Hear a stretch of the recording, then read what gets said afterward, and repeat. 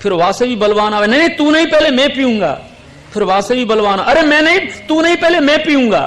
अब एक बात सुनो, जा घर में तू मैं हो गई, हुआ घर में कितना भी धन ऐश्वर्य हो, पर तू मैं जिस घर में हो जाती है वहां सुख नहीं मिलता। तो असुरों के हाथ में अमृत का कलश है, पर तू मैं हो गई, इसलिए एक बूंद भी किसी ने नहीं पी। कौन? अमृत की बूंद किसी को नहीं मिली। कलश हाथों में नाच रहा है, तू नहीं पहले मैं, तू नहीं पहले मैं। और ठाकुर जी तो सभी उपायों को जानते हैं।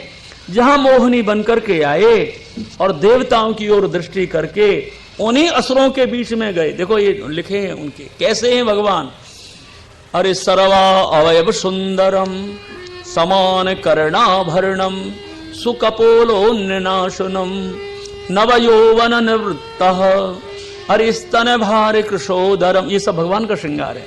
इतने सुंदर बने हैं, नव यौवन जिनके पास में है, चंचल लोचन है, केसों में आपने कवर बांध करके बैनी लगा ली है, और वह सुंदर भुजांग, बाजूबंद हैं, कड़े हैं, कौंधनी है, पायजेब हैं, नक वेशर हटा के नथ पैर ली है, ये सब लिखा है। अरे भाई कैसे बन गए, सखी वेश धारण कर लिए। आप ब्रज में आना, आप श्राद्ध पक्ष जो होता है ना, श्राद्ध पक्ष आसौज बदी, सांझी के दिन आते हैं हमारे ब्रज में। सांझी राधिका जी फूल बेलने जाती हैं, और ठाकुर जी को भी राधिका जी से मिलना है ना। ठाकुर जी राधिका जी से कैसे मिलेंगे? राधिका जी तो सांझी धरेंगे, कोई लाला नंदलाल थोड़ी सांझी धरेंगे। हमारे राधिका जी की जो सखियां हैं ना, अभी भी हमारे यहाँ कन्याएं धरती हैं ब्रजवासियों की सांझी, लड़के नहीं धरते हैं। तो राधिका जी फूल बीनने गई है और भगवान को राधिका जी से मिलना है, तो मन में विचार आया कि हम भी सखी बन जाते हैं, और सखी बन के राधिका जी से मिलेगी। अब वन में जाकर के फूल बीनने के बाद जब से, तो ठाकुर जी सखी बने, और सखी बन के पहले नंद भवन में यशोदा मैया को ही ठगे। ऐसी सुंदर सामरी सखी बन करके आए, और कहा आते ही बस मौन रह करके हाथ बढ़ा दिए यशोदा जी के सामने। काय के लिए? पायल लगने के लिए, पायल लगने के लिए। यशोदा मैया ने देखा बड़ी सुंदर कोई की बहू है, अरे आओ बहू जी, बहुत अच्छी हो। बस बैठाल दिया पीड़ा पर यशोदा मैया ने। कहने लगी, देख बहना, मेरो कन्हैया कहूं ते आ जाएगा खेलता खेलता, तो तू पे बहुत प्यार करेगो, तू अच्छी बहू है। बहना कौन से गांव की है, कौन से गोप के बेटा की बहू है? सोई ठाकुर जी ने घूंघट ऊपर कर दिया। अरे कृष्ण तू? हाँ मैया। तू सामरी सखी बनो? हाँ मैया। काय के लिए? राधा जी से मिलने के लिए। राधा जी को मिलने को सामरी सखी मिल, तो कैसे मिलोगे राधा जी से कन्हैया? मैया वो राधा जी सखीन को लेकर के वन में फूल बीनने गई हैं, और मैं अपनी दो एक सखियों को लेकर के फूल बीन भी जाऊंगा। फिर वहां ठाकुर जी राधा जी का मिलन होता है, ठाकुर जी का राधा जी का पुष्प बीनने में मिलन होता है। हमारे सखी बन के जाते हैं प्रभु। कई प्रथम मिलन की कथाएं आती हैं, हो कई प्रथम मिलन की कथा आती हैं। श्री कृष्ण और श्री राधा जी का जो स्नेह है ना, वो एक इतना विशुद्ध स्नेह है, विशुद्ध स्नेह है, जिसको बड़े बड़े ज्ञानी भी सम्मान देते हैं उस स्नेह को, उस प्रेम को। महाराज शुद्ध प्रेम सीखना है तो राधा कृष्ण की भक्ति करे।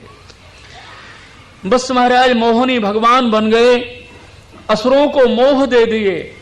असुरों ने यही कहा कि अरे ऐसी कांति सौंदर्य हमने जीवन में कभी ना देखो भैया, ये कौन है? तो भगवान से जो श्लोक बोले हैं ना असुर, उनको सुनो आप। असुर कहते, का तुम कंज पला साक्षी कुतो वाकिम चिकीर्षि। आप कौन हैं? हे कंज पला साक्षी, हे कमल के से नेत्र वाली, आप कौन है? वही स्त्रीलिंग बोले महाराज, पुरुष संबोधन नहीं दिया है। का कौन है आप? कमल पत्राक्षी कौन है आप? किम चिकीर्षि, हमारे असुरों के बीच में क्या करने को आई हो आप? कस्यासी, हे बामोरु, आप कहां संबंध भयो है आपको? मथनंतिम मनांशिन, हमारे मन तो आप में बहुत आसक्त हो रहे हैं। हे कमल नेत्रे, बता दो हमारे लिए। देवता असुर गंधर्व हमको तो ऐसो लगे कि कहीं भी आपको अभी संबंध नहीं भयो है। हे सुब्रू, आप बहुत सुंदराति सुंदर हो। हम क्या बतावें, हम बड़े दुखी हो रहे हैं। ये अमृत को कलश वितरण करनो हम पे नहीं आवे है बांटनो। आप कृपा करके आ गई हो ना, तो यह कलश में से अमृत वितरण कर दो। कौन कह रहे हैं? असुर कह रहे हैं। ठाकुर जी ने देखा कि इनको मेरे स्वरूप का ज्ञान नहीं है। किसको? असुरों को स्वरूप ज्ञान थोड़ी होता है। भगवत स्वरूप का ज्ञान तो भक्तों को होता है। अभक्तों को क्या होगा? ये तो अभक्त लोग हैं और इसलिए उनको स्त्री मान गए और सब प्रश्न ऐसे ही किए। भगवान हंसे। भगवान ने कहा भी बता देता हूं कि दुल्हन हूं कि दूल्हे हूं, अभी बता देता हूं मैं कौन हूं। भगवान ने ऐसे ही किया। अरे दैत्यो, तुमसे ये अमृत वितरण नहीं हुए? हाँ महाराज। तो मुझसे करवाओगे वितरण? हाँ, आप कर दो वितरण। अरे पंडित के पुत्रो, तुम्हारा पिता कश्यप तो बहुत बड़ा पंडित है और तुम मेरे ऊपर विश्वास कर बैठे। पंडित का पुत्र ऐसे चलती फिरती स्त्री में विश्वास करते हैं क्या पंडित लोग? तुम पंडित के पुत्र होते हुए कामनी सून विश्वसंती, हम जैसी चलती फिरती में विश्वास कोई पंडित नहीं करता। और तुमने दैत्यो मेरे में, अरे साला वृकाणाम शरण स्त्रीणाम, कुत्ते की मित्रता और चलती फिरती स्त्री की मित्रता नित्य नहीं है, अनित्य है। ये सिद्धांत बोले भगवान। तुम मेरे में विश्वास क्यों? अरे ऐसे मत कहो, ऐसे मत कहो, आप जैसे बांटोगी वैसे हम तो राजी हो जाएंगे। भगवान ने कहा धर दो कलश। सोई सामने धर दियो और देवता ने जय जयकार करे। भगवान के जोड़ते मत करो जय जयकार, मन ही में कर लो। देवताओं को इशारा किया, ज्यादा जोर से मत चिल्लाओ, अभी वितरण तो होने दो। भगवान ने कलश ले लिया हाथ में और असुरों से कहा सुनो, मैं जैसे आज्ञा करूं वैसे ही आपको करना पड़ेगा। हाँ महाराज, जैसे कहोगे। बैठ जाओ चुपचाप, पहले देवताओं को पिलाऊंगा। देवताओं को इशारा किया, स्नान करो, वस्त्र पहनो, कुछ भजन कर लो, कलश का पूजन कर लो, फिर तुम्हारे लिए अमृत पान कराएंगे। जैसे भगवान ने करी वैसे ही देवता ने करी। और जो अमृत पान कराने लगे ना देवताओं को, राहु ने कहा सब असुरों को, भैया सब कलश खाली हो चलो, हमको तो मिलेगो ही नहीं। सब देवताओं ने कहा राहु तुम नहीं समझते हो, पतले पतले अमृत को तो देवताओं को पिला रही हैं और मलाई मलाई हमको चटाएंगी, गाढ़ा गाढ़ा हमको मिलेगा, क्योंकि हमारे ऊपर बड़ी कृपा है इनकी। राहु ने कहा सुनो भैया, पहले देवताओं के बीच में पतले की घूंट भर लूं, फिर मलाई तुम्हारी पंक्ति में चाट लूंगो। सो राहु ने देवता का रूप रखा और सूर्य चंद्र के बीच में आ गए, पतले अमृत की घूंट भरी और जहां महाराज वो तो अमर हो गए। और सूर्य चंद्र ने संकेत किया नारायण भगवान को कि प्रभु क्या कर रहे हो, ये तो असुर है और इसको अमृत पिला रहे हो। पर पिला दिया था तो जो सब सुदर्शन चक्र से राहु के माथे को अलग किया तो दो हो गए। कौन हो गए? राहु और केतु। राहु तो अमर हो गया भैया, अमृत का संबंध जिस मुख को हुआ था वो तो अमर हो गया था। महाराज ग्रहण जो पड़ते हैं, राहु उसी बैर का बदला लेने के लिए सूर्य चंद्र को आपके सामने आते हैं। भगवान ने देवताओं को अमृत पिला करके सब कलश खाली और उनके असुरों के बीच में पटक दिया। भगवान अंतर्ध्यान हो गए। अरे बलि राजा ने कहा नारायण भगवान ये आपने क्या किया? अमृत जो है उनको पिला गए, श्रम हमसे करा दिए और आप चले गए। लो भाई युद्ध की तैयारी हो गई। सुखदेव जी महाराज कहते हैं राजन, फिर तो बलि राजा ने नर्मदा जी के किनारे देवताओं से युद्ध किया और युद्ध में महाराज शुक्राचार्य जी को प्रसन्न करके युद्ध किया तो देवताओं को जीत लिया। और तत्पश्चात शुक्राचार्य जी देखते हैं कि अब जो है ये ऐश्वर्य जो बलि को मिला है, ये हमारे बलि राजा का ऐश्वर्य निश्चित है, स्थिर रहे, इसलिए अश्वमेघ यज्ञ कराएंगे। शुक्राचार्य जी प्रसन्न होकर के बलि से अश्वमेघ यज्ञ कराने लगे हैं। और यहाँ तो महाराज 12वें अध्याय में सुखदेव जी कहते हैं, शिव जी से कहा नारद जी ने कि महाराज मोहिनी बनकर के शिव जी आप नहीं थे उस समाज में, कैसे सुंदर देवताओं को अमृत पिलाए। शिव जी की भावना हो गई कि हम भी प्रभु का दर्शन करें। मोहिनी भगवान का दर्शन करने को शिव जी आ गए, पार्वती अम्बिका को लेके वन में प्रभु को पुकारा, प्रभु पधार गए। महादेव जी ने कहा देव देव जगत व्यापिन जगदीश जगन्मय सर्वेशामपि भावानाम तुमात्मा हेतरीश्वर। शिव जी ने कहा, देवदेव प्रभु आप सभी भावों के ईश्वर हैं, बात निश्चित है। भक्तों के अनुग्रह करने के लिए आप रूप धारण करते हैं, अपने स्वार्थ को नहीं धरते भगवान। कार्य कारण रूप आपका दोनों ही स्वरूप हैं प्रभु। वेदांती आपको ब्रह्म कहते हैं, मीमांसका आपको धर्म कहते हैं, ज्ञानी आपको प्रकृति पर से परे परमात्मा कहते हैं, पातंजल आपको महापुरुष मानते हैं। प्रभु आपसे रचित ये विश्व है। मरीच आदि भी आपके तत्व को नहीं जानते। महात्मा महादेव जी ने कहा, स्तुति करी। ठाकुर जी ने कहा, क्या चाहते हो ये तो बताओ। महादेव जी ने कहा, महाराज आप मोहनी भगवान बने थे, वहां को दर्शन मैंने ना करो, कैसे घूंघट लगायो, कैसे सब वस्त्र पहने, ये सब दिखा दो ना मुझे। ठाकुर जी ने कहा करोगे या सब देख के नहीं। जब चतुर्भुजी रूप को आप ध्यान करो और वहां को दर्शन करो तो ये सखी वेश को काय को देखो। ना ना महाराज मैं तो आपसे निवेदन करूंगा, एक बार तो मुझे ये रूप दिखाई दो।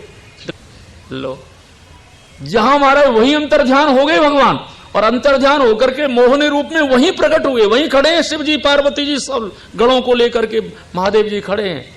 और जो दर्शन किए फिर का सुनाऊं, फिर तो भगे, है ना कथा। भगे शिव जी, कहां? नारायण भगवान के पीछे भगे। काय के लिए? प्रभु को हृदय से लगावे के लिए। हर एक भक्त भगवान को हृदय से ही तो लगाना चाहे। और यह लिखो है महाराज सुखदेव जी महाराज के, राजन जहां भी उनके पराक्रम गिरे चांदी और सोने की खाने हो गई।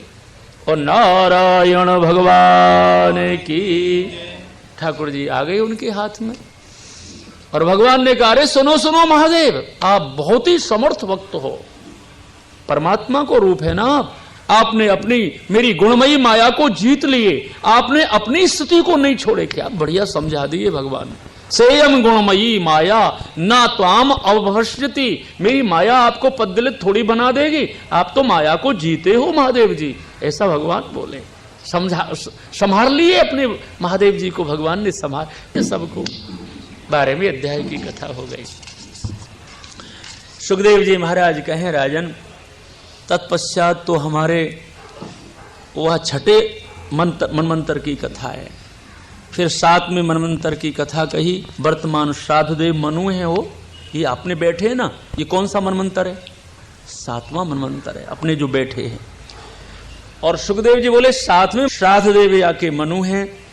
कश्यप जी से अदिति में बामन जी भगवान हमारे इसी मनमंत्र में पधारे हैं। और वहां बलि के 100वें अश्वमेघ यज्ञ में नर्मदा किनारे बृहकच्छ तीर्थ पर जाकर के 3 पग भूमि से त्रिलोक की भूमि को मांग लिए है। ये 7 मनमंत्र। फिर 7 मनमंत्र आगे आएंगे, सावरणी, धर्म सावरणी, इंद्र सावरणी, रुद्र सावरणी आदि आदि। अरे मनमंत्र का, मनुओं का काम क्या होता है? अरे धर्म की स्थापना करना, सुरक्षा करना, धर्म की, प्रजा की सुरक्षा करना। ऋषि मुनि सबका काम बता दिया। परीक्षित जी ने एक बात पूछी 16वें अध्याय में, महाराज मुझे यूं बताओ कि आपने 7वें मनमंत्र में जो कश्यप जी से अदिति में बामन जी पधारे विष्णु और बलि राजा के यहाँ 3 पग भूमि मांगी, वो कथा कुछ विस्तार से वर्णन करो। बलि ने भगवान को 3 पग भूमि, भगवत स्वरूप को नहीं पहचाने, क्या 3 पग भूमि देके त्रिलोक की भूमि ही दे दी भगवान को? ये सब महाराज मुझे कथा विस्तार से कहो। अरे भैया, जब शुक्राचार्य जी असुरों पर प्रसन्न हो गए और असुरों ने देवताओं का ऐश्वर्य छीन लिया, तो अदिति माता ने अपने पति कश्यप जी से पुत्रों के ऐश्वर्यवान बनाने को व्रत पूछा। तो कश्यप जी ने अदिति माता को पयोव्रत बताया। 2 व्रत हैं भागवत में, एक पुंसवन व्रत जो कल कथा आ गई है ना, जो अदिति माता ने की थी 1 साल का, और ये है अदिति माता का व्रत पयोव्रत 12 दिन का। विधि बताई कश्यप जी ने, हे अदिति, माघ बदी अमावस को क्रोड विदीर्णया बरेली सुगर से खोदी हुई माटी घर लावे और फाल्गुन बदी अमावस को शरीर में लेपन करके स्नान करे। और फाल्गुन सुदी प्रतिपदा से द्वादशी तक 12 दिन का ये पयोव्रत है। लक्ष्मी नारायण भगवान का दूध से स्नान, पंचामृत से स्नान करावे, दूध सामग्री भोग धरे, 12 दिन दूध ही पी करके रहे। ऐसी कश्यप जी ने सब बात बताई। फिर आपको साक्षात्कार होगा, अदिति माता से कहा। महाराज जैसे कश्यप जी ने व्रत बताया वैसे ही अदिति माता श्रद्धा से व्रत करने लगी। 12 दिन का व्रत पूरा हुआ और नारायण भगवान की, ठाकुर जी का साक्षात्कार हो गया। ऐसे है महाराज ये भागवत की कथा। माने विधि से व्रत होगा तो फल जरूर मिलेगा। भगवान की स्तुति माता अदिति ने की। भगवान उवाच, भगवान ने कहा सुनो देव माता, मैं तुम्हारे व्रत पर प्रसन्न होकर के, तपस्या पर प्रसन्न, उपासना पर प्रसन्न होकर के आयो हूं। मां क्या चाहती हो? अरे सुनो प्रभु, मेरे पुत्र जो देवता है ना, इंद्रादिक देवता, उनका ऐश्वर्य बलि राजा ने छीना है। वो मेरे पुत्र ऐश्वर्यवान बन जाए, ऐसी कृपा कर दो। मां सुनो, इस समय कुछ युद्ध वुद्ध तो काम देगा नहीं। मैं तुम्हारे घर बामन बन के आऊंगा और फिर बलि के यज्ञ में याचक बन करके जाऊंगा और याचना करके ही मैं ऐश्वर्य तुम्हारे पुत्रों को दूंगा। ऐसा कह करके भगवान अंतर्ध्यान हो गए। और सुखदेव जी कहते हैं भादों सुदी द्वादशी आ गई है ना, और भादों सुदी द्वादशी को अभिजित मुहूर्त यही 12 बजे का समय, 12:30 होंगे, 12:15 होंगे, माने 12 बजे ही भगवान गंगा के किनारे कश्यप जी के आश्रम पर, और जिस समय महाराज दोपहर को 12 बजे भादों सुदी द्वादशी को नारायण रूप में पधारे, और नारायण रूप में जब देखा अदिति माता ने तो कहा मुझे तो महाराज छोटे से रूप अच्छे लगते हैं। तो बभूव तेन सबामनो बटु संपस्यतो दिव्य गतिर यथा नट, जैसे नट रूप बदलता है ना, उसी प्रकार नारायण ने, बोलो बामन जी भगवान की, बामन जी बन करके आ गए। और बामन जी रूप को देख करके कश्यप जी कर्माण कार्या मासु पुरस्कृत प्रजापतिम, लो महाराज देवतान के झुंड, ब्राह्मण ऋषियों के झुंड आ गए। कश्यप जी को आगे करके बामन जी के संस्कार कराए, है ना, जन्म साथ संस्कार, कार्यामासु कर्माणि कार्यमासु कराए। बस ब्रह्म तेज से तेजस्वी श्री बटू जी को सुंदर प्रकार से महाराज दी। भूमि ने मृगचर्म दिया, कश्यप जी मेखला दिए, बृहस्पति ब्रह्मसूत्र दिए माने जनेऊ, सोम चंद्रमा दंड दिए, माता कोपीन पहनाए, अंतरिक्ष छत्री दिए, छत्र दिए, ब्रह्मा कमंडल दिए, सप्तऋषि को शासन दिए, सरस्वती रुद्राक्ष माला दिए, कुबेर ने भिक्षा का पात्र प्रभु को दिया, और अंबिका जो है पार्वती भिक्षा दिए पात्र में। कमंडल ले लियो, छत्री ले ली, बामन जी ने को शासन दबा लियो, और बस महाराज अग्नि की प्रदक्षिणा करी और पिताजी से आज्ञा मांगी, अदिति माता से आज्ञा मांगी और चल दिए। कहाँ? नर्मदा जी के किनारे। कहाँ? जहां बलि का 100वां अश्वमेध यज्ञ हो रहा था। आप कहेंगे महाराज कौन सी जगह हो रहे हो? भृगुकच्छ तीर्थ पर। भृगुकच्छ कहाँ है? आप अभ्रंश होके भरूच हो गए हो। भरूच सूरत के से आगे, भरूच पास में, पहले भरूच पड़े फिर सूरत पड़े, ऐसा है कुछ क्रम। हमारी मथुरा से जाते हैं तो वह भरूच में महाराज यज्ञ हो रहा नर्मदा के ना। देखो वहां दशाश्वमेध घाट भी है, माने 90 यज्ञ तो नर्मदा जी जहां से प्रारंभ होती हैं वहां से शुरू हो गए यज्ञ, तो 90 यज्ञ पूरे हो गए। अब 10 यज्ञ बाकी रहे, वो भरूच में कराए हैं, भृगुकच्छ तीर्थ में कराए। तो 9 यज्ञ पूरे हो गए और 100वां प्रारंभ हुआ। और उस समय भगवान उस यज्ञ में भृगुकच्छ क्षेत्र में यज्ञ दर्शन करने के लिए यज्ञेश प्रभु बामन जी आए। और जिस समय बामन जी महाराज नर्मदा जी के इस तट पर, उस तट पर यज्ञ और इस तट पर खड़े हैं। अब ब्राह्मण लोग यज्ञ में से दक्षिणा ले ले करके आ रहे, तो भगवान ने एक ब्राह्मण से कहा भैया हमको भी उस बलि राजा के यज्ञ में ले चलो। बोले महाराज हम काय को ले जाएंगे? अरे भैया नर्मदा जी को जो जल है बहुत गहरो है, हमसे पार ना लगेगो, माने हम बह जाएंगे, कंधा पे बिठाल के वहाँ यज्ञ तक पहुँचा दे हमको ब्राह्मण ने कहा महाराज जो आपको दक्षिणा मिलेगी वहाँ में आधो आधो कर लोगे का? ठाकुर जी बोले आधे चौथाई की क्या बात है, हम अपने लिए मांगने थोड़ी जा रहे हैं। अरे भैया हमको व्यापार कर दो। एक ब्राह्मण ने कहा महाराज जी मैं कर देता हूँ, आपको देना हो तो देना, मत देना। महाराज मुझे तो क्या बताऊँ, मेरी कन्या बड़ी हो गई है, बेहालाक, और मुझे तो बलि के यहाँ से भी कम दान मिला है, कन्या भी नहीं निकलेगी महाराज। भगवान बोले कन्यादान तो मैं कर दूंगा, माने मैं दे दूंगा कन्यादान के लिए, चिंता ही मत करो, चलो हमको ले चलो। कंधे पे बिठा लिए महाराज, ठाकुर जी को वातट पर यज्ञ की तरफ कर दिए।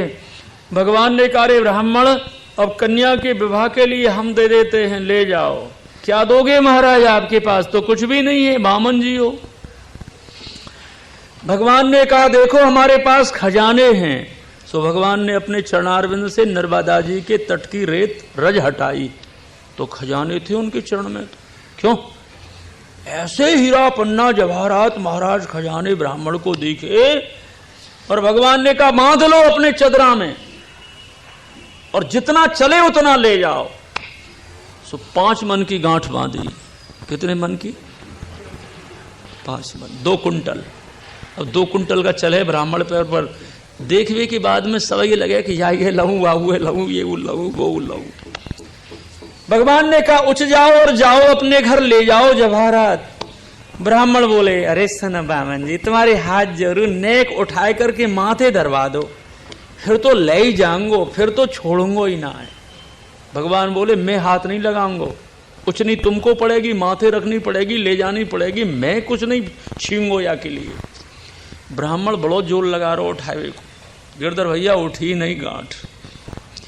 तो बामन जी से बोले वो ब्राह्मण के महाराज ये तो नहीं चल रही है। भगवान बोले अरे भैया देख तो सही, या गांठ में का बांध लियो तेने। सो ब्राह्मण ने देखा तो बाकी नर्मदा की रज बंधी थी। क्या हो गई? मिट्टी। अरे ब्राह्मण तेने मिट्टी को बांध लिया महाराज, वो कहां गए चमकने चमकने जवाहरा? अरे सब छिप गए। क्यों छिपा दिए? अरे ब्राह्मण मेरो काम है, मैं ब्राह्मण के हाथ में सानिध्य में कछु ना दूं, मैं तो परोक्ष में भरूं, वाके घर ही भेजूं। सुदामा के घर ही तो भेजा था, हाथ में तो नहीं दिया। भगवान भी ऐसे ही कहते, मैं तो घर भेजता हूं उसको, बेचारे को क्यों परिश्रम दूंगा। मेरी शक्ति रुक्मिणी ने भी उस पत्र का ले जाने वाले ब्राह्मण को घर ही भेजा था, हाथ में नहीं दिया। मां की भी ऐसी स्थिति है और पिता परमेश्वर की भी ऐसी स्थिति है। पूरी संपत्ति घर भेज दी महाराज, और बामन बनकर के प्रभु चले। बलि राजा ने देखा कि कैसा सौंदर्य निधि है ये बालक। बलि उठा अपने सिंहासन से, स्वागतम ते नमस्तुभ्यम ब्रह्मन किम करवामते ब्रह्मर्षि नाम तपः साक्षान मन्ने त्वारे वपूधरम। बलि राजा हाथ जोड़कर के प्रभु के चरणों में गिर पड़ा और कहा प्रभु आज बड़ी कृपा कर दी, आप मेरे इस यज्ञ को पवित्र बनाने के लिए पधारे हो महाराज, कैसा सुंदर रूप लेके आए हो। अद्यना पितरो तृप्ता, मेरे पितरी तृप्त हो गए, कुल पावन हो गया, मेरा यज्ञ का संपूर्ण यज्ञ का फल मुझे मिल गया। प्रभु आज मेरे यज्ञ मंडप में पधारे हो, यद्यत बटो वांछसी तत्प्रतिच्छ में। हे बटो आपको जो भी कामना है मुझसे मांगो, मैं आपको अवश्य दूंगा। कौन कहता है? बलि राजा ने कहा प्रभु आपको गाम भूमि दान चाहिए, कांचनम आपको सुवर्ण चाहिए, आपको गुणवत धाम मृष्टम आपको आश्रम बनवा दूं, आपको अन्न दान कर दूं, आपको ग्राम दे दूं, समृद्धि दे दूं, घोड़ा दे दूं, गजान हाथी दे दूं, आपको रथ दे दूं कि विप्र कन्या मेरी कन्या का विवाह कर दूं। ये सब बात कहता है। आप बोलिए आपको क्या लेने आए हो? भगवान ने कहा रे बलि तुमने जो नाम लिए हैं वो तुम जो कहोगे वो नहीं, मेरे मन से मैं मांगू वो दो। देखो कितने चतुर है भगवान। भगवान ने कहा बलि सुनो, आपने जो मुझे धाम, हाथी, घोड़ा, रथ ये सब जो प्रलोभन दिए, मुझे कुछ नहीं चाहिए, चांदी सोना वगैरह वगैरह लेने नहीं आया, मेरी इच्छा से मांगूंगा। तुमने जो उदारता से शब्द बोले हैं ना, वो तो तुम्हारी कुलोचितम वाणी है, धर्म युक्त वाणी है। तुम्हारे कुल में बड़े बड़े दानी हो गए, तेरे पिता, तेरे परबाबा, बाबा परबाबा, बहुत मैंने सब देखे हैं, बहुत बड़े दानी। बलि राजा ने विचार किया है छोटा सा बालक और बाबा परबाबा देख लिए मेरे जान। सुनो सृष्टि कौन ने रची है? कौन ने रची? ठाकुर जी ने। ठाकुर जी के सब देखे बारे। भगवान ने एक बात कही रे बलि सुनो, हम तो संतोषी ब्राह्मण हैं, संतोष से भक्ति और ज्ञान बढ़ता है। असंतोष से पतन होता है। जहां मानव के पास में संतोष आ जाए, समझ लो उसकी मोक्ष अवश्य होगी। असंतोषी को मोक्ष नहीं होती, संतोषी की मोक्ष होती है। इसलिए भैया 3 पग भूमि लेने आए हैं। तत्तो महीमीशित, ईशित मही माने छोटी सी भूमि चाहिए। कितनी चाहिए प्रभु? पदानी तीर्ण दैत्रेंद्र, 3 पग भूमि चाहिए, ज्यादा नहीं चाहिए, 3 पग भूमि। बलि ने कहा वाह, बात तो ऐसी करते हो परबाबा की, तेरे परबाबा ऐसे बाबा ऐसे सब देखे हैं, बड़ी बड़ी बात करते हो, पर मांगने के समय छोटे हो, अभी मांगना नहीं आया। हम दीपों के दान करने वाले बलि राजा, हम कितनी कितनी लंबी चौड़ी भूमि का दान करने वाले बलि राजा, 3 पग भूमि देने में भी लज्जा आ जाएगी हमको। तो भगवान बोले इनकी तो पूरी कर देना, 3 पग तो पूरी कर देना, तब तुमको देखेंगे हम। 3 पग की हाँ कर लो। हाँ दे दूंगा महाराज 3 पग। झट शुक्राचार्य जी आ गए। क्या बोल रहे हो? ये तो साक्षात विष्णु भगवान है और 3 पग भूमि की हाँ करा लेगा और तीनों लोगों की भूमि को नाप लेगा। फिर कहां रहेगो रे घमंडी बलि, इससे ना कह दो। अरे महाराज हाँ कह दइए। अरे झूठ बोलना पाप नहीं है। लो जो कह रहे हो शुक्राचार्य, गुरु जी कह रहे झूठ बोलना पाप नहीं है। क्यों नहीं है पाप महाराज? बोले दैत्यों में ऐसा ही होता है। दैत्य नीति बता रहे हैं ना शुक्राचार्य जी, कोई बृहस्पति जी थोड़ी कह रहे हैं। देव नीति नहीं है ये, वैष्णव नीति भक्त की नीति नहीं है, ये तो दैत्य नीति बता रहे हैं। झूठ बोलने में पाप नहीं। वृत्यर्थे प्राण संकटे, शुक्राचार्य जी ने दैत्य नीति बताई। 5 जगह झूठ बोलने में पाप नहीं लगता। आप मत लिखना हो, वैष्णव लोग तो झूठ बोलने में पाप ही लगता है। शुक्राचार्य जी बता रहे 5 जगह झूठ बोलने में पाप नहीं लगता। कौन सी जगह महाराज? स्त्रीसु नर्म विवाहे च वृत्यर्थे प्राण संकटे गो ब्राह्मणार्थे हिंसायाम नानृतम स्याजुगुप्सतम। राजन, स्त्रीसु नर्म, कहीं परिहास्य माताओं के साथ जो करते हैं उनके पति, परिहास्य में झूठ बोलना, दाम्पत्य में परिहास्य जो होती है ना, उसमें झूठ बोलना पाप नहीं। विवाह के समय कोई लड़की लड़का को विवाह हेरो हो और लड़का के छोटी सी दुकान है और लड़की बारे से कह रहा है बीच बारो, अरे कलकत्ता में दुकान है, बंबई में दुकान है, मेरठ में दुकान है, फलानी जगह दुकान है, और है ना है एक दुकान अच्छी तरह से। विवाह है जाए तो काऊ को घर मर जाए तो अच्छो है ना। झूठ बोलते हैं ना तो वहां पाप नहीं है। फिर वृत्यर्थ है, तीसरी जगह वृत्यर्थ। शुक्राचार्य जी कहते हैं वृत्ति जाती हो। आजकल जो आम है ना, समझ गए होंगे, आजकल जो एकदम आ जाए, एकदम दिखाओ तुम्हारा ये, दिखाओ तुम्हारा ये, तो वहां उल्टो सुल्टो कर देना चाहिए। और बिनते झूठ बोलवे में पाप ना है। क्यों? गिरिराज जी आके 1.25 दूध ते भोग लगा देंगे, स्नान कराए देंगे, कछु भोग धराए देंगे, सोई पाप दूर रह जाएंगे। इनको काय को दें परिश्रम के धन को। वृत्यर्थे, वृत्ति जाती हो तो उलट सुलट करने में झूठ पाप नहीं माना जाता। और ब्राह्मण या गौ की हिंसा होती हो तो झूठ बोलने में, अनृत बोलने में, झूठ बोलने में दोष नहीं है। ऐसे 5 जगह के लिए बताया है। स्त्रीसु नर्म, और दूसरे विवाहे च, तीसरे वृत्ति के लिए प्राण संकट, गौ ब्राह्मण की हिंसा, प्राण का संकट और गौ ब्राह्मण की हिंसा, ये 5 जगह झूठ बोलना पाप नहीं है। पर बलि राजा वैष्णव है ना बाबूजी, इसलिए बलि राजा ने कहा गुरुजी मुझे पहली बात आपका वाक्य ध्यान में है। आप कहते हैं एष विष्णु साक्षात नारायण अभ्यय। हे बलि, तेरे दरवाजे पर विष्णु ही बामन बन के आया है। ये आपने कही थी कि साक्षात भगवान है। तो मुझे ये बताओ गुरुजी, जब विष्णु भगवान 3 पग भूमि के माध्यम से मेरे त्रिलोक की भूमि को लेना चाहते हैं तो मैं इनसे ना भी कह दूंगा तो मुझे तो ये ले ही लेगा, क्योंकि भगवान है ये। यदि मैं नहीं दूंगा इनको फिर भी लेगा, इसलिए हाथ से भगवान को क्यों नहीं देने देते हो? ठाकुर जी को मुझे देने दो। गुरु जी की बात नहीं मानी, विंध्यावली रानी को बुला लिए, लाओ कलश। अपने संकल्प बोलेंगे ये भगवान और इनको 3 पग भूमि दान करेंगे। विंध्यावली रानी लेकर के कलश आ गई महाराज। नर्मदा जी का जल भरा में जब कलश में से जल करने लगी तो वो करवा है ना, करवा नहीं जानते, गंगा सागर, वहां की टोंट में मक्खी बनकर के बैठ गए। कौन? शुक्राचार्य। पानी नहीं आने लगा हाथ में।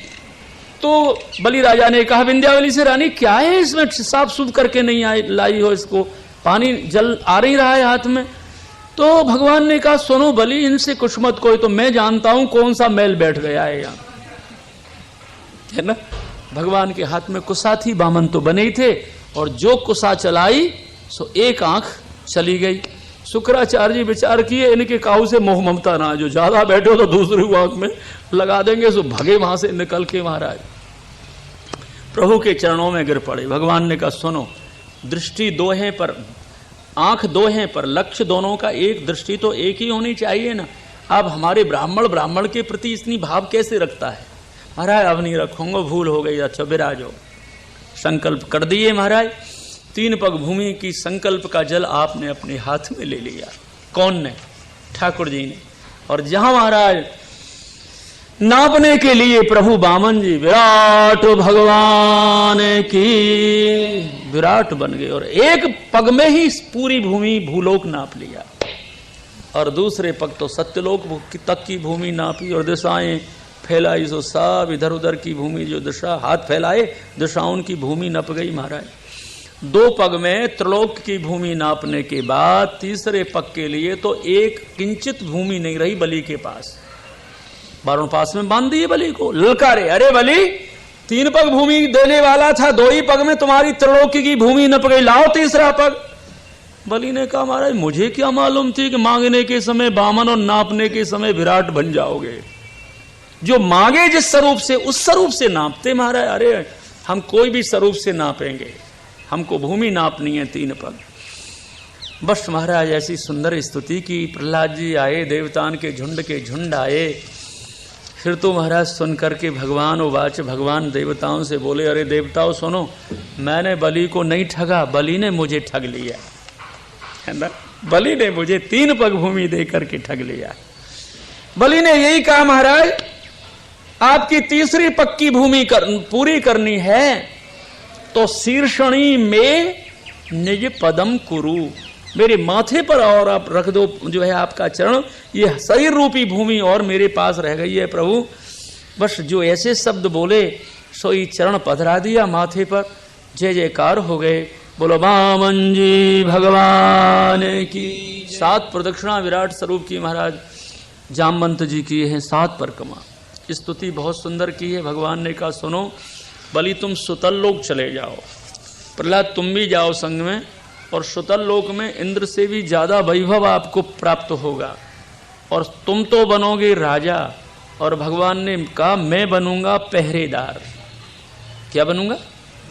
पहरेदार बनूंगा, तुम्हारे राजमहल के दरवाजे पर हमेशा गदा लेकर के तुमको पहरा भरूंगा, सुरक्षा करूंगा, तुम मुझे दर्शन करोगे। अदिति माता को उपेंद्र नाम के स्वरूप को दिया, अपना एक स्वरूप और बनाया उपेंद्र, वो दे दिया, और ऐश्वर्य इंद्र को दिया, और बलि के साथ आप सुतल लोक गए, और बैकुंठ धाम सूना हो गया। लक्ष्मी जी एक बार नारद जी पहुंचे बैकुंठ धाम, लक्ष्मी जी कहती हैं कहाँ गए, बहुत दिन हो गए आए ही नहीं है, मृत्युलोक में बामन जी बन के गए, न जाने कहाँ फंस गए। नारद जी बोले माँ बाट भी मत देखियो, अब ना आएंगे। क्यों? बलि के यहाँ पहरेदार बने हैं, गदा लेकर के दरवाजे पर खड़े रहते हैं। अच्छा आएंगे नहीं बैकुंठ धाम में? नहीं आएंगे, भक्त के बस में हो गए, प्रतिज्ञा कर ली है।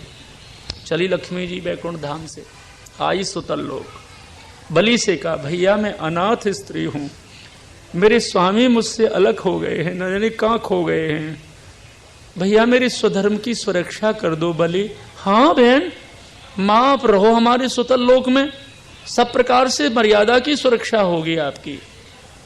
1 महीना 2 महीना रहने लगी। श्रावण सुदी पूर्णिमा आ गई।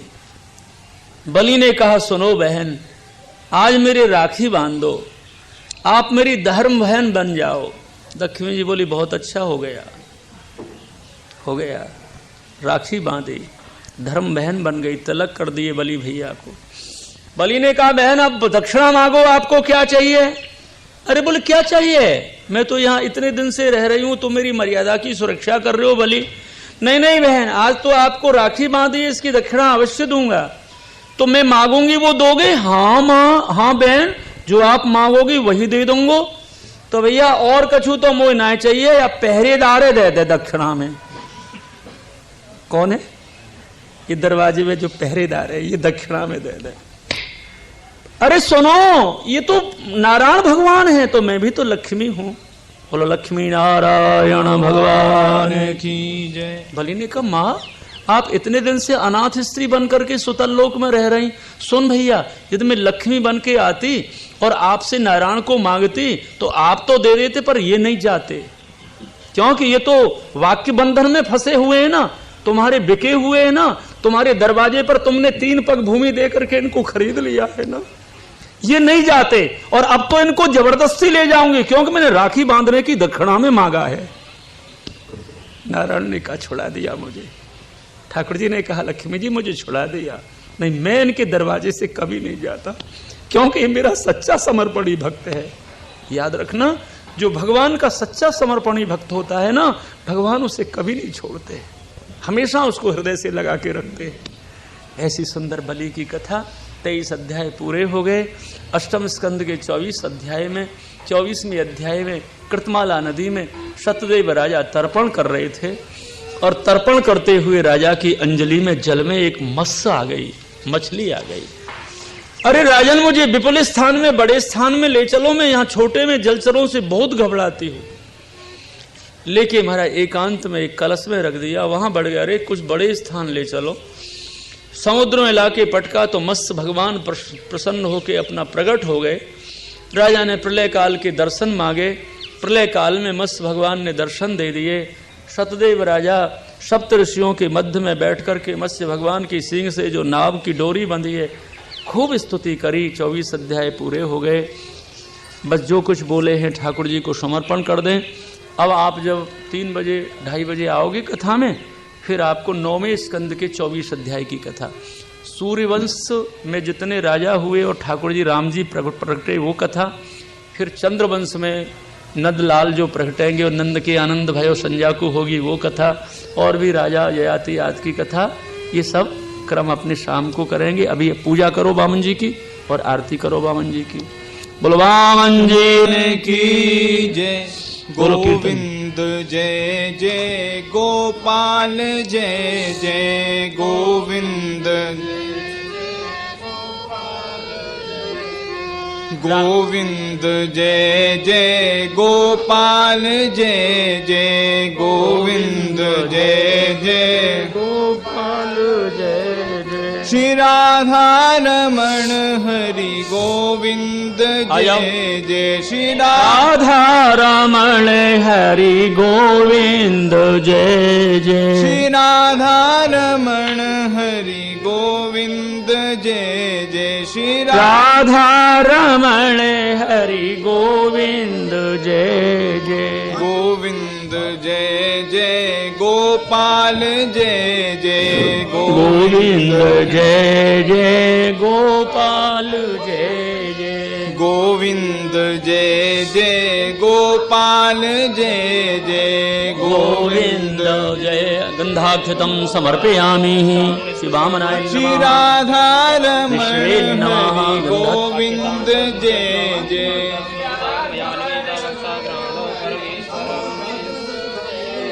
श्री राधा रमण हरि गोविंद जय जय। माला तो धरवा, माला माला तो पैरवा पहले। गोविंद जय जय गोपाल जय जय।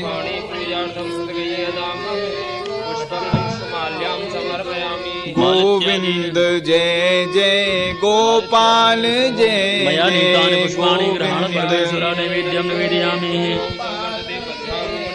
श्री राधा रमण दे दो इनको, लगा करके धर देंगे। गोविंद जय संजय को तो खूब आनंद से बधाई गाओ। बस हो गई भैया, धर दे, रखो। पुष्प ले लो थोड़े से। यज्ञेन यजन्त देवास्तानि धर्माणि प्रतिमान्यासन्। करन्दु तेनाकं महिमानः सचन्द्र यत्र पुरवे साध्याः सन्ति देवा। ओम राजाधिराजाय प्रसन्नसायिने नमो वयं वै श्रवणाय कुर्महे समे कामान काम कामाय मह्यं कामेश्वरो वै श्रवणो ददातु कुबेराय वै श्रवणाय महाराजाधिराजाय नमः। ओम स्वस्ति साम्राज्यं भोज्यं स्वराज्यं वैराज्यं पारमेष्टिं राज्यं महाराजमाधिपत्यमयं समन्तपर्यायिषात् सार्वभौम सार्धाय परार्धात् पृथिवी समुद्रपर्यन्ताय एकरडिति तदपेखा श्लोको विहितो मर्ता परमेष्टानु मर्तुषावसंते अभितस्का प्रविश्य देवाश्वासदा कायेन वाचा मनसेन्द्रियैर्वा बुद्ध्यात्मना स्वभावात् करोति यद्य सकलं परस्मै नारायणायेत समर्पणेत। पुराण पुरुषोत्तमाय नमः। भगवत् श्रवणे शिवामनाय नमः। मंत्रोष्पाञ्जलिं समर्पयामि। यानि कानि जपावानि जन्मान्तर्गतानि च तानि तानि पृच्छन्ति प्रदक्षिणा पदे पदे। गिरिराज धरन सिजी शरण गिरिराज धरन सिजी तुम्हारी गिरिराज धरन सिजी तुम्हारी शरण गिरिराज धरन सिजी तुम्हारी शरण गिरिराज धरन सिजी तुम्हारी शरण गिरिराज धरन सिजी तुम्हारी शरण गिरिराज धरण तुम्हारी शरण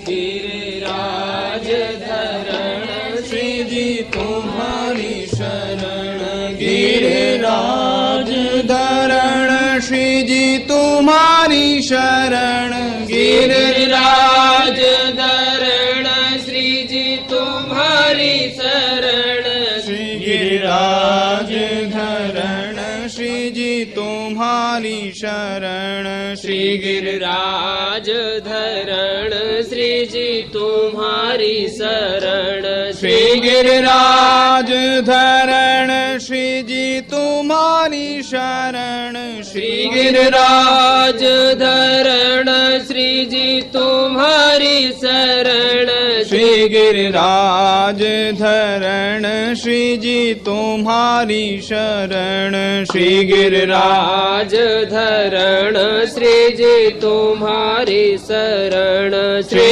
गिरिराज धरण श्री जी तुम्हारी शरण श्री गिरिराज धरण श्री जी तुम्हारी शरण श्री गिरिराज धरण श्री जी तुम्हारी शरण श्री गिरिराज धरण श्री जी तुम्हारी आला गोपाला गोपाला मेरो प्यारो मनोहर गोपाला नदलाला नदलाला मेरो प्यारो मनोहर नदलाला नदलाला नदलाला नदलाला गोपाला गोपाला मेरो प्यारो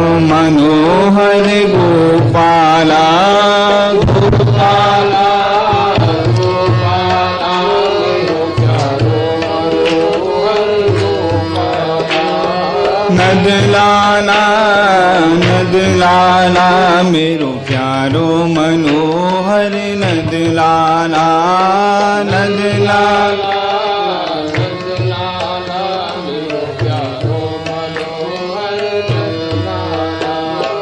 गोपाला गोपाला गोपाला गोपाला नदलाला नदलाला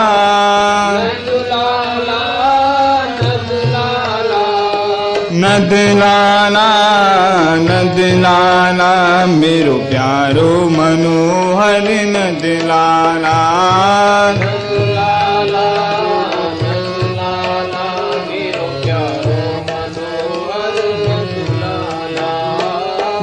गोपाला गोपाला मेरो प्यारो मनोहर गोपाला गोपाला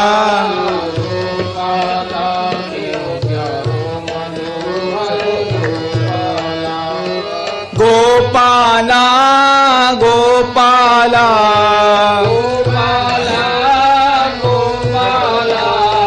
नदलाला नदलाला नदलाला नदलाला नदलाला मेरो प्यारो मनोहर नदलाला नदलाला नदलाला मेरो प्यारो मनोहर नदलाला गोपाला गोपाला मेरो प्यारो मनोहर गोपाला गोपाला गोपाला मेरो प्यारो मनोहर गोपाला गोपाला गोपाला गोपाला गोपाला नदलाला नदलाला नदलाला नदलाला गोपाला गोपाला बोलो सभी। मेरो प्यारो मनोहर गोपाला गोपाला गोपाला मेरो प्यारो मनोहर गोपाला नदलाला नदलाला मेरो प्यारो मनोहर नदलाला नदलाला नदलाला मेरो प्यारो मनोहर नदलाला गोपाला गोपाला गोपाला गोपाला गोपाला